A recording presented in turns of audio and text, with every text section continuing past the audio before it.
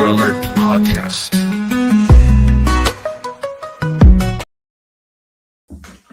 All right, welcome back. Amber Alert Podcast, episode 114, part 2. I am your host, Amber Starkey. It is a great day to be alive. We're going to get into our conspiracy portion of this episode. This, like I was saying in part 1, this goes back. It's technically going to be like 2 different things, but I put them together because I got to wonder if there's actually like a connection between the 2 of them. They didn't happen at the same time, but they happened, at least there's some overlap in where, and they might be stemming from the same thing. I don't know. And I don't even know how much of this has been embellished, because I understand that's a thing that people get, it's like a game of telephone. Someone may tell you something and it started out real and true. And then over time, when one person tells it to another, details tend to get distorted. And so you don't necessarily know 100% what you're dealing with. But this is well documented. So I believe something happened. And then I'll say what I think may have happened. You can make up your own mind. So what we're going to talk about is something called the devil's footprints. Okay. So I'm going to play a short video that will give you basically the background of what happened, a very short video, which is like kind of cartoonish, but it'll just give you like the background. Then I'm going to read about it. And then we'll talk about the second thing, which may or may not be related. All right. So first video will be very short here. Let me pull it up. Here we go. And can I make this bigger? One morning in 1855, the people of Devon, England, woke up to something that still has no explanation. It had snowed overnight, and when people stepped outside, they found a trail of cloven hoof prints pressed neatly into the fresh snow. Not unusual on its own, except this trail stretched for over 100 miles across the county, and it never stopped. The prints crossed frozen rivers without breaking stride. They climbed up onto rooftops and continued down the other side. They appeared inside locked courtyards with no way in and no way out. There were no signs of jumping, no sliding, no gaps. Just one clean, continuous trail moving forward as if walls and water were nothing at all. Locals called it the devil's footprints. Clergy spoke about it from their pulpits. Newspapers sent reporters. Scientists came with measuring tools and sketches. The prints were real. The trail was real. The panic was real. 170 years of investigation later, nobody has agreed on what made them. Nobody. Did you know that one morning in some like obviously theories have been put forth, like could this be some type of animal, which I'm pro doing that. Go look for a natural explanation first before you start jumping into it's the devil walking around.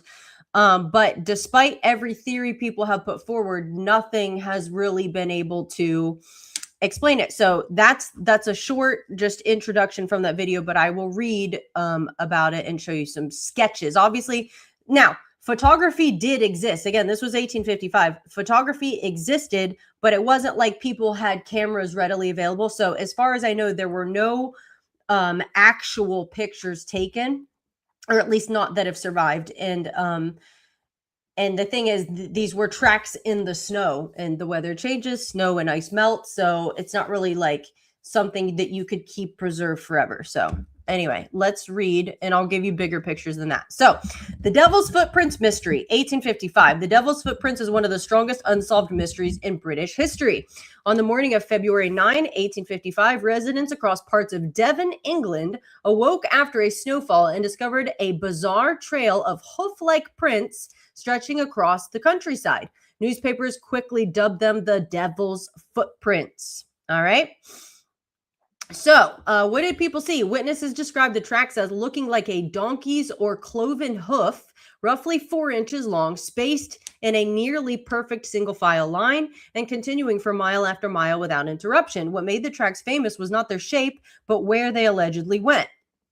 Let me just pause real quick. The shape would factor in, because what animal with hooves has 2 feet that walk in a perfect line?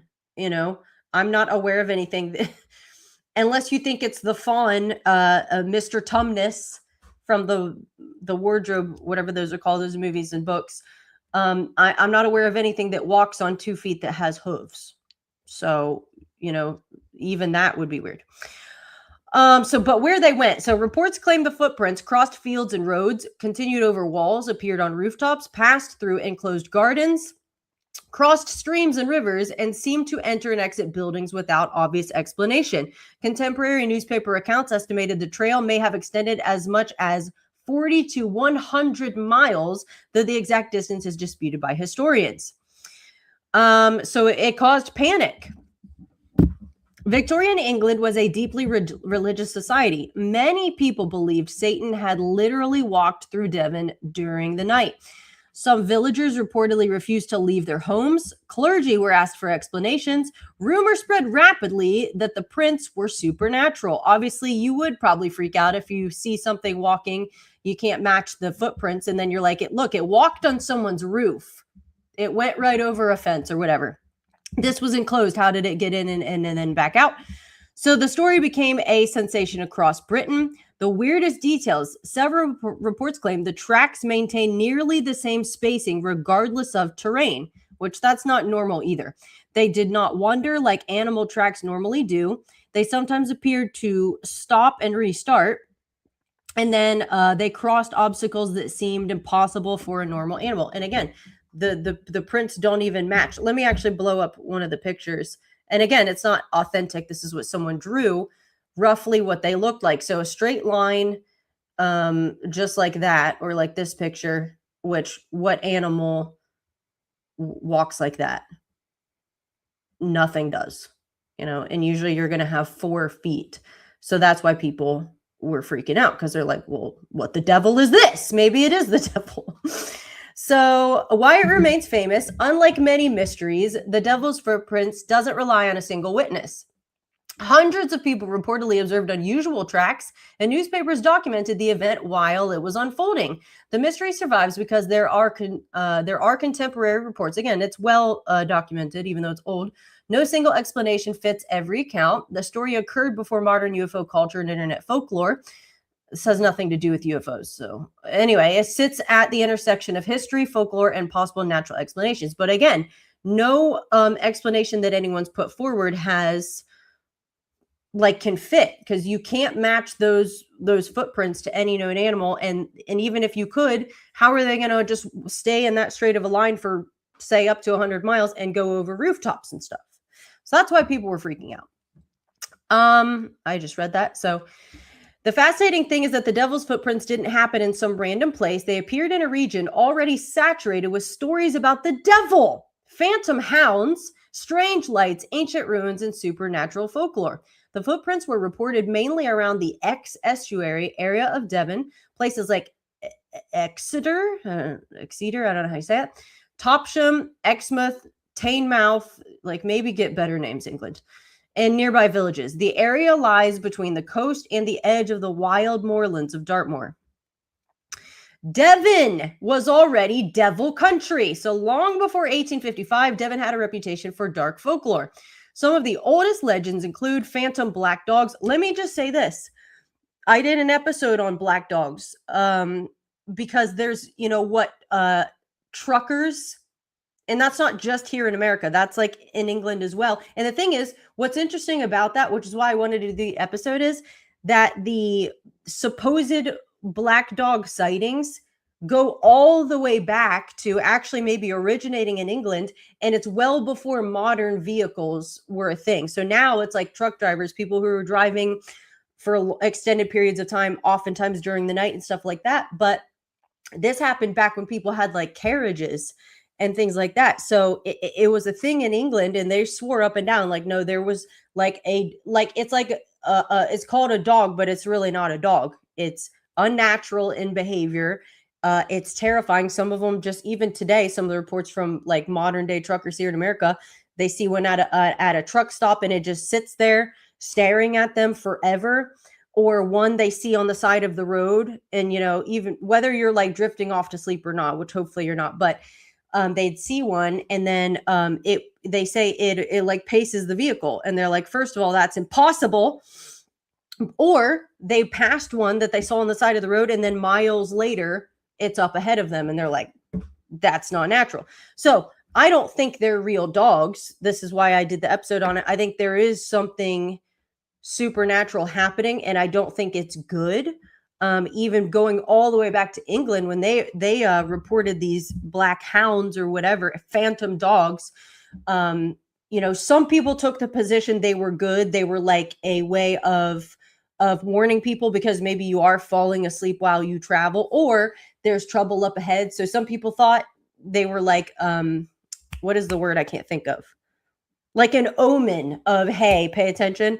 But other people describe like that they don't seem good. There's something kind of evil, like the vibes that I'm getting. So when we read about this, about phantom dogs, I think this is probably the same thing that we're talking about. So they appeared in a region already saturated with stories about the devil, phantom hounds, strange lights, ancient ruins, and supernatural folklore. I already read all this. Why am I reading it again? Next. Okay, so this is it. Devon was already devil country. So we've talked about the phantom black dogs, spectral hunting packs. I don't even know what that means, to be honest. Headless horsemen, pixies and fairy folk, the devil appearing on the moors, and ancient cursed locations and burial sites. Dartmoor in particular was known throughout England as a place where the boundary between the natural and the supernatural felt thin. So this is why I always want to go when if I find out about, because I like stuff like this. It's just interesting. And I'm not saying I like believe it all, but I always want to find out if something like supernatural supposedly happened. I always try to go see what the history of the land is, because if you find out that blood was shed on the land, or somebody was dabbling in the occult, that type of thing, then it makes it much more believable. I'm like, okay, so somebody invited like literally evil there. Somebody opened something up in the spirit, whether by shedding blood or by dabbling in the occult. So it's actually no wonder that you would see some sort of evil supernatural manifestation. Now, does that mean, do I think the devil actually walked through Devon for 100 miles and those are the prints that they still can't figure out 100 some years, 200 some years later, or whatever, however long it's been, 177? Not necessarily, but at the same time, if something evil, take the Mothman, for example. The Mothman from the whole thing in Point Pleasant, West Virginia. So that was in, I think, the 1960s. And that terrorized that little town for, I don't even know if it was a whole year, but for, somewhat of an extended period of time. And this didn't make the movie. So they made a movie out of it, which I liked the movie fine. But what they didn't include in the movie is there was a Native American chief who cursed the land, which is right where Point Pleasant is. And so for people like me who have a supernatural worldview because of the Bible, and I understand there's obviously good godly angels, and then there's the devil and fallen angels and demonic spirits.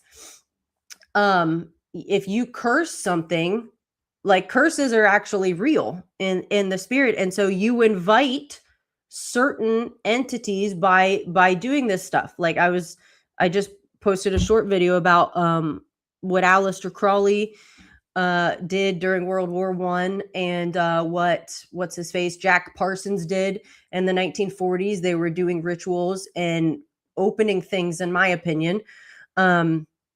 So that's real. And so if something ends up in that area, it's no surprise. Like, it's not even a mysterious thing. It's like supernatural Bible 101. Where there's demonic behavior by you're going to see spirits. And yes, there is a physicality to it. People actually, can get marked up on their bodies and have entanglements with spirits and things like that. And so if there are footprints because something was walking around that was not natural, I don't think that's like too far to go there. So I'm not saying I think it was the devil, even though they called it that in the newspapers. But if there was something that was able to do unnatural things, and this place already has a dark history, that's probably what happened. Did I read this last thing real quick? Okay, so just to expound on the black dogs or the devil's hounds, one of the most famous Devon legends is the Yeth hounds, or was that say wished or something? They were said to be ghostly black dogs that hunted across the moors at night. According to folklore, the howls could be heard for miles. They chased lost travelers. Seeing them was considered a bad omen. Sometimes they were said to accompany the devil himself. When hoofprints suddenly appeared in the snow in 1855, many locals already had a mental framework for interpreting them as something demonic. So you do have to, and again, like a game of telephone, like I was saying, I understand things get twisted over time and embellished, and the details may change, but at the same time, you would have to ask people, why would your first assumption be that there's something evil or demonic, you know? And so that's when you start to find out what happened here, or what else, you know, why are you putting these two things together, is what I would want to ask people. Why is that your first assumption, that it's the devil? Which makes me think something must have happened there. Which brings us to the second part of this, which is Spring-Heeled Jack. And people still don't know what or who this was. I'm going to play you a super short video. It's like probably AI generated or cartoonish, but it's just a very quick summary of what happened, and then I'll read some things to you and show you some pictures. But real quick, this will just take a minute, the video, because this is a real thing that happened as well. Terrifying figure leaping through the night, terrorizing Victorian England. This was Spring-Heeled Jack, a mysterious entity first reported in 1837. Sightings popped up all over the UK, from suburban London to Scotland. This wasn't just a local tale, it became a huge urban legend. Why? Because of his bizarre appearance and incredible athletic feats. Witnesses described him as having glowing red eyes, clawed hands, and even breathing blue and white flames. Some said he looked like a devil, while others described him as a tall, thin gentleman. He was said to wear a helmet, a tight white garment, and sharp metallic claws. Spring-Heeled Jack could speak comprehensible English, adding another layer to his chilling enigma. To this day, the true identity of Spring-Heeled Jack remains one of history's most fascinating unsolved mysteries.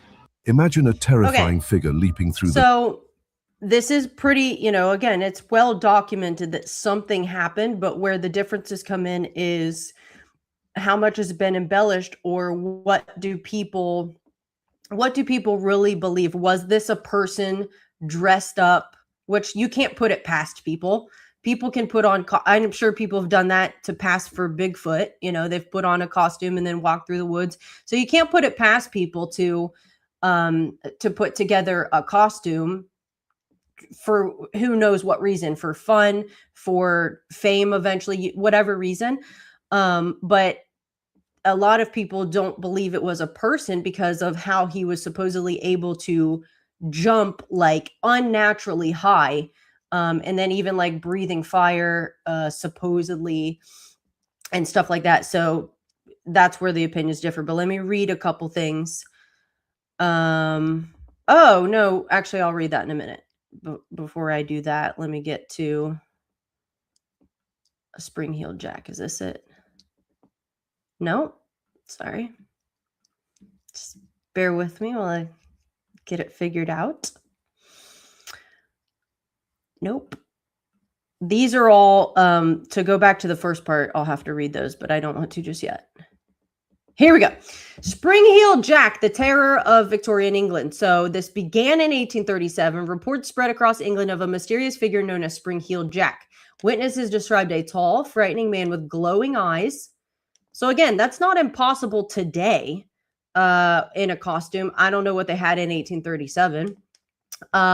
Claw-like hands and the ability to leap over walls and rooftops with superhuman agility. Obviously, some people got hops and they have a very good vertical jump, but most people can't just jump onto a rooftop from the ground. Some claimed he breathed blue flames, wore a dark cloak or skin-tight outfit, and attacked people before vanishing into the night. The most famous early encounters occurred in London, where several women reported being assaulted or terrified by the figure. I believe he tried to strangle he knocked on someone's door. A woman entered and he tried to strangle her. Despite police investigations and widespread newspaper coverage, no one was ever conclusively identified as Spring-Heeled Jack. Some believed he was a wealthy prankster, while others thought he was something supernatural. Reports continued for decades, turning him into one of the most enduring mysteries of Victorian England. Why he's interesting. Unlike most urban legends, Spring-Heeled Jack was reported by numerous witnesses, discussed in Parliament, investigated by police, and covered extensively by newspapers while the events were supposedly occurring. His true identity remains unknown. So let me show you a couple pictures of how different people depicted him, sort of what you saw in the video, but here's one that somebody drew. He looks like the devil, or how people depict the devil, and he jumped like up over that thing because that's apparently something this being did regularly while he was being seen. There's another one. That one also looks like the devil, or sort of almost like how people depict vampires, just kind of like in the face. And then this, I believe, was on the front of a publication or something. And that looks like a cross between the devil and Batman. So, the interesting thing is there's some overlap as far as the area goes where this happened, whatever it was. Again, I like to look for a natural explanation first. So I would, if it were like me, I would try to explain it in a natural way. Like, this could have been a person who was very athletic, or had rigged some shoes. I don't know. I don't know if springs would actually help you. I have no idea. And then you'd have to dismiss the reports of supposedly breathing fire, which could be someone's embellishment of what happened. It depends, it depends. Or there could have been an actual evil entity that showed up and again, I do believe 100% the Mothman thing happened. That's well documented. In fact, the only person who ever got victory over that thing, because there were multiple people in that town who reported seeing it, and it was like, I don't know why they called it a Mothman, but I guess because they thought it had feathers, and it was huge. It had glowing eyes. It was definitely evil. Like, nobody saw it and was like, I wonder if it'll be friends with me. Like, it was definitely evil and scared people. One person, I think his name was Lawrence Gray, if I remember correctly, one person got the victory over it, meaning he spoke to it in the name of Jesus. He rebuked it and it left. And he's the only person who that happened with him. Everybody else was just terrified. And I don't know that it did anything to anyone, but it definitely didn't just like leave when they wanted it to, except in the case of Lawrence Gray. So what is that? I don't know. It could be like in the same case with either the Spring-Heeled Jack or the footprints. If there was something there supernatural that was evil, in the book of Daniel, it talks about the Prince of Persia. So Daniel is praying, and here comes an archangel to answer his prayer. Here Daniel's in Babylon, right? And here comes I think Babylon. Here comes the archangel with the answer when Daniel starts praying, and it took him 21 days to get there. So Daniel's waiting 21 days, right? And then the archangel shows up and said, on the day you started praying, I set out with the answer, but the Prince of Persia withstood me 21 days, meaning there was a spirit, a spirit or a principality over this whole region of Persia, of ancient Persia. So that was obviously a powerful spirit that the archangel had to fight in order to get to Daniel, which is interesting because I remember L.A. Marzulli saying, why couldn't he just fly around? Why did he have to go like through that way? And there's just a way things are done, even in the spirit. You looking at it from where we're at, we're like, well, just go around it, but it's like, if you can fly, then just fly anywhere. But it's like I think there's probably something that's above our pay grade until we're like in heaven, where there are certain channels through which things have to be done.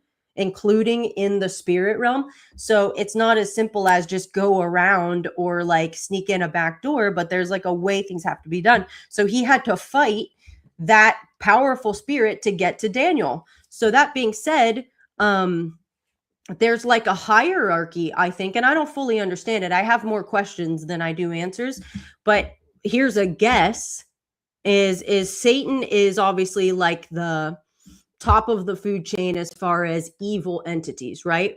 And then you have fallen angels, which we know about from Genesis 6, and some of which were chained up because God was like, you messed up and I've had it. So he chained them up. But here's the thing. When Satan was kicked out of heaven, 1/3 of the angels went with him. So are all of them chained up, or was it just certain ones who were appointed a certain position? And I think what happened is the ones who defiled mankind in Genesis 6, when they took the daughters of men and had that sexual relationship with them, which created the Nephilim. I think those are the ones that God Almighty chained up. Now, that the whole breeding thing is still going on. We're just, of course, told it's aliens, but they're still taking people. They're taking genetic material from them. They have sperm and ovum they're taking from people. So the breeding that started in Genesis 6 is still going. It's just we have modern terms. So I don't think all of the angels guilty of that are chained up, but it does seem like that's your hierarchy. You have Satan, you have fallen angels, and then the question is, where do demons come from? Did God make them? And one of the theories, this is a theory, I'm not making a doctrine out of it because we don't know for sure, but one of the theories is that demons are the disembodied spirits of the Nephilim, the ones which were killed in the flood, or the ones that after the flood, it says they came back after the flood as well. And then that's when God appointed Israel to go kill all of the giants in the land. So Goliath was a Nephilim and he had brothers. Og, king of Bashan, was huge. So when these giants were killed, the like spirit of the giant goes where? So maybe that's what a demon is. So they're not actually weren't made by God. But they are like Satan's, Satan's a counterfeiter because he doesn't have the creative power that God has. So what Satan had to Dr. Frankenstein it, right? He had to take something that already existed, which was mankind, and he then had to join that with fallen angels to try to create something, but it's not made in the image of God. And in my opinion, none of those have souls, which is why they're not redeemable, which is why they're going straight to the lake of fire. So that being said, it seems like there are evil entities, and who knows what they look like. Obviously sometimes people have seen demons and things like that. But if there's like a Mothman type situation, what kind of evil spirit is that? And then if we go back to England with this stuff happening, was there something that appeared as a man but wasn't a man? And that's honestly not far from scripture either, because in Genesis 18, it says 3 men, that's 4, 3 men came to Abraham, and when he saw them coming, he said, "Oh, let me make some food for you guys." So they ate the food that Abraham prepared. And then 2 of them go to Sodom and they're going to destroy the city. This is before Abraham steps in and intercedes. And one of them stayed with Abraham, and it says the Lord. So I think that third one, which appeared as a man, was actually the pre-incarnate Christ. It's like a Christophany where you see him appear in the Old Testament before he shows up in the flesh in the New. So that being said, we know that they were supernatural. And yet they appeared as men, because even the next chapter, when the 2 angels go to Sodom to go get Lot and his family out, the men, which are all gay in the city, they bang on Lot's door and they said, "Bring those men out. We want to like hook up." And Lot was like, "We're not doing that." But they obviously had a physicality to them. They looked like people, and yet they were angels. So there's some overlap there. Even in the New Testament, when Peter's in prison and the angel comes to break him out, it says the angel hits him to wake him up. That's physicality. If it's all just ethereal and it's all just wind, if someone hit me, a person hit me, I'm going to feel it. But if air hits me, I don't really like feel, you know what I'm saying? So there's something physical there, even though it's a spiritual or supernatural thing. So back to England, could something leave footprints and not, and be otherworldly? Yes. Same reason if there's a demon in your house and you start hearing things, that's a physical, one of your physical senses is picking that up, but there, you may not be able to see something, but it can move physical objects around, it can leave physical evidence. So there's overlap. So when they say we saw the devil's footprints for miles, and we can't identify these footprints as an animal. They went over a rooftop and over a gate, and it was closed, and I don't know how they got in. And then we have the spring-heeled Jack thing that happened before the footprints showed up in an area that was already considered the devil's country. Yeah, somebody might have invited some type of evil entity in there, and there is a physicality to it. Now, I skipped a couple things I was going to read. Let me go back to them.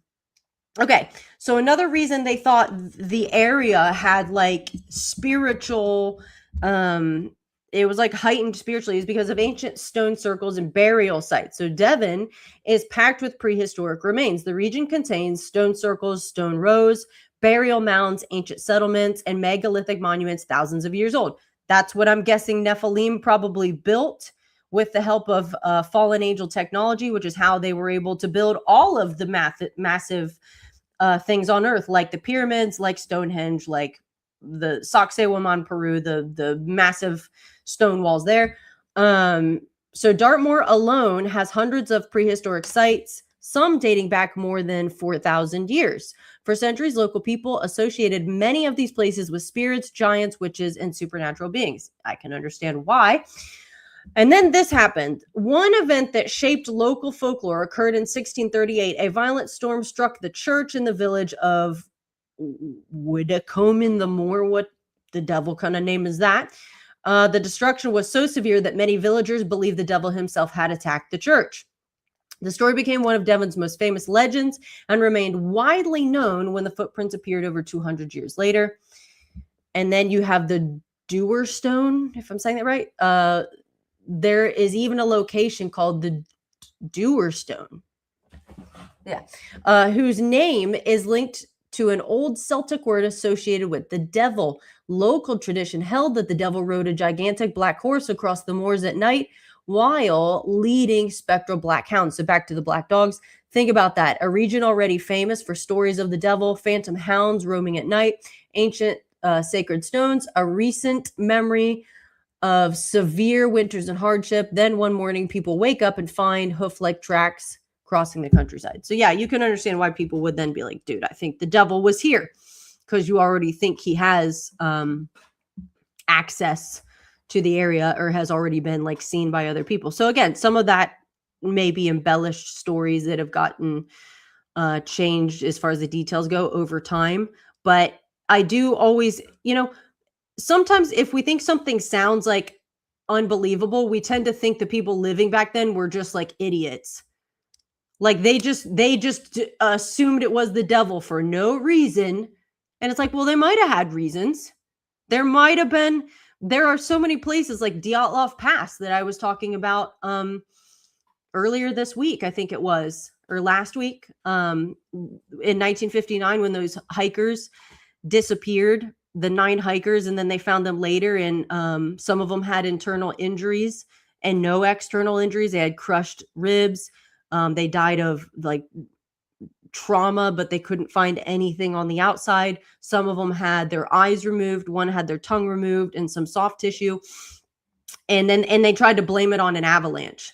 They shut down the investigation in like 1959. The Russian government shut it down, and then they reopened it it was either 2019 or 2020. And their official like cause of death is an avalanche. It's like, dude, avalanches don't remove people's eyes and their tongue with like surgical precision. That's the dumbest explanation. So, but the reason I brought that up is because the indigenous people, I forget what they're called. They raise reindeer. What are they called? The Mansi people the Mansi people who are indigenous to that part of Russia where these mountains are, where the Dyatlov Pass thing happened, they consider that mountain in that area taboo for thousands of years. And they were like, you don't go there. You don't go there.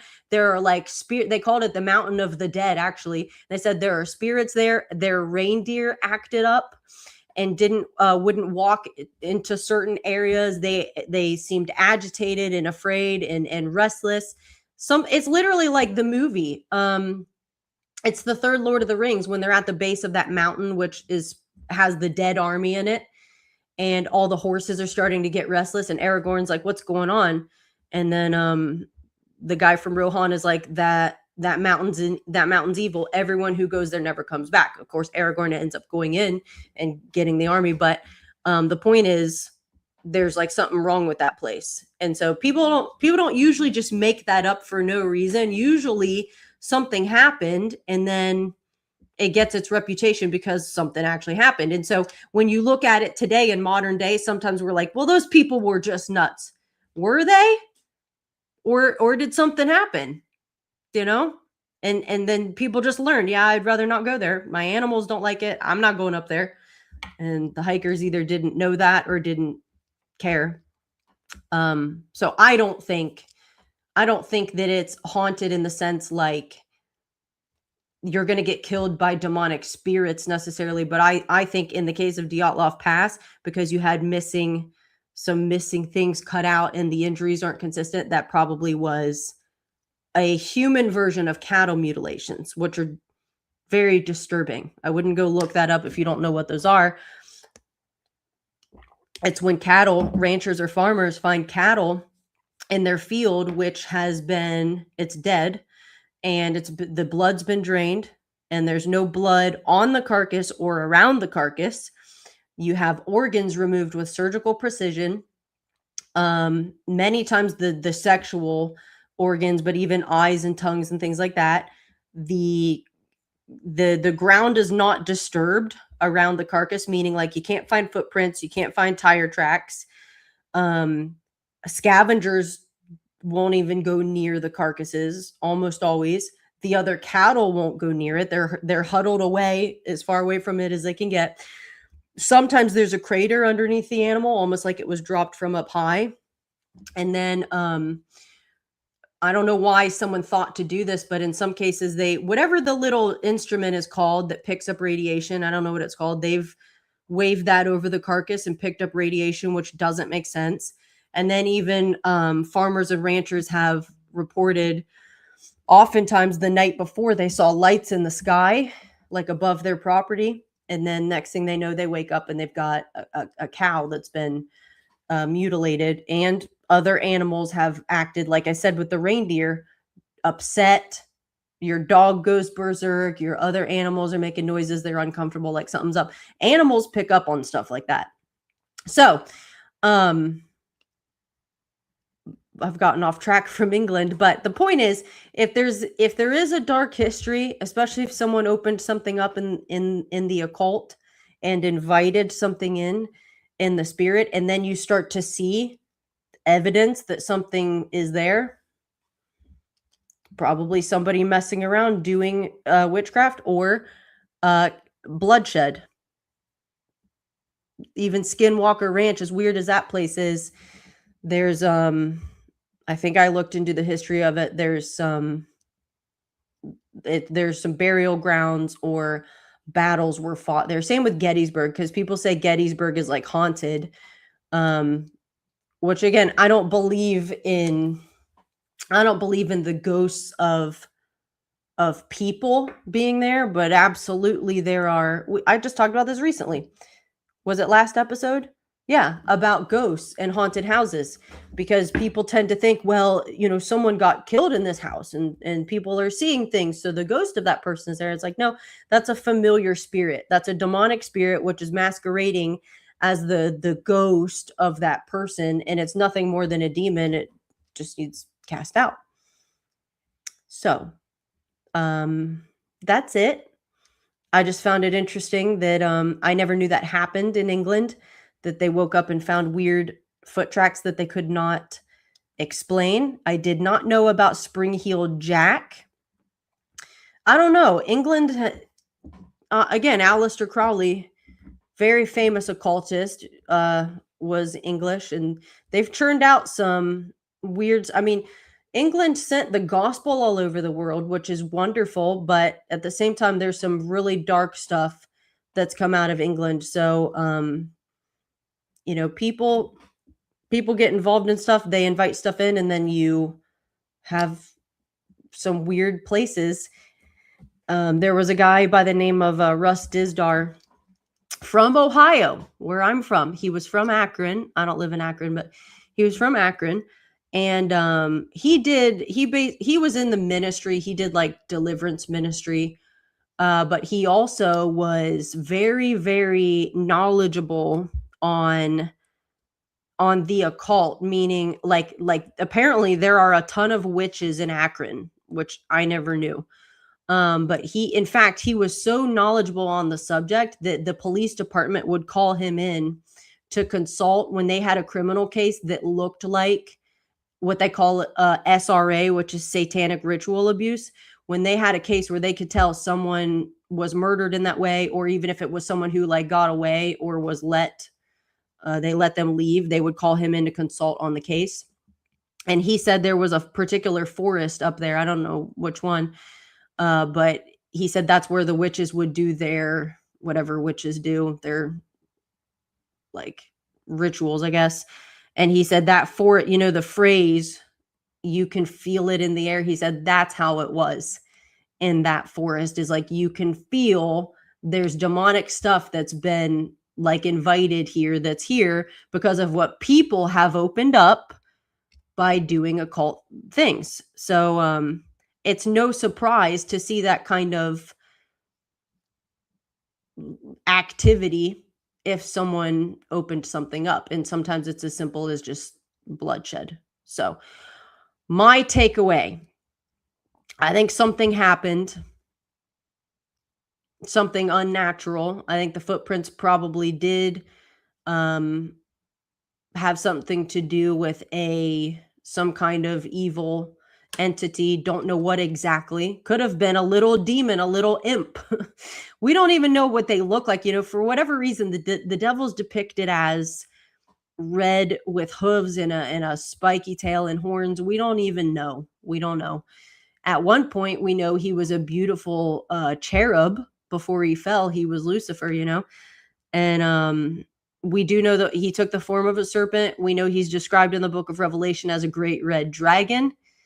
But what he looks like when he's not like masquerading as an angel of light or something, I don't know. I don't care to know, but I don't know. So do hooves have anything to do with the devil? I don't know. They might not. So I don't know, And then the spring-heeled Jack, I don't know. Could that have been an athletic person who wanted people to think he was the devil? That's possible. I don't know. But it obviously was serious enough that it was being reported in newspapers and talked about in Parliament. So something happened. But I don't know. I can't really take a position. I don't know. I lean toward someone probably just invited something evil. And that's why you had weird stuff happen. Especially if it's got a history of it. All right. So I am done with part 2. Let me pop these up real quick. These are the platforms I exist on, including TikTok, which I have not added to this list. What am I live on? I'll put things up. I think I need to put it on Substack and Spotify later on. And then if you want to support Amber Alert Podcast, those are the ways that you can. Cash App, Venmo, PayPal. I try to use for those of you who don't know, all these episodes I do usually in one day. Part 1 is like news and politics, which is my least favorite because people never agree on anything. Part 2, I like to talk about this type of thing, a conspiracy theory or something supernatural. And then part 3, I always get into the Bible, which is actually my favorite part because it's the most important thing in the world. It's the only thing that carries eternal weight. Everything else is just like, might be interesting, but is it going to matter eventually? No. But what's in the Bible does. So that being said, I'm going to start part 3 at 7:20. 7:20 part 3. We're going to get into the Bible, do a very basic breakdown of the only way to heaven, which is very important. All right. So 7:20 part 3. I will see you there. God bless you and goodbye.